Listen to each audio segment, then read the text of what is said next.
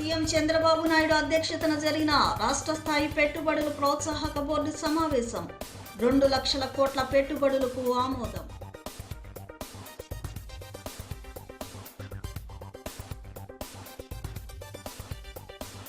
మంత్రి నారాయణను మర్యాదపూర్వకంగా కలిసిన మెప్మా ఎండీ వాకాటి కరుణ.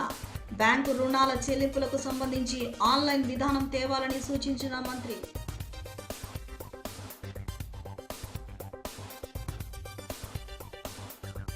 రైతుల సమస్యల పరిష్కారం కోసం సిఆర్డీఏ కార్యాలయంలో సమావేశమైన త్రిసభ్య కమిటీ.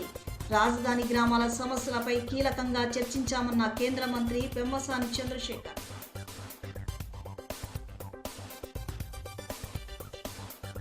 విజయవాడ ఎంపీ కేశినేని శివనాథ్ను కలిసిన విశ్వ హిందూ పరిషత్ ప్రతినిధులు.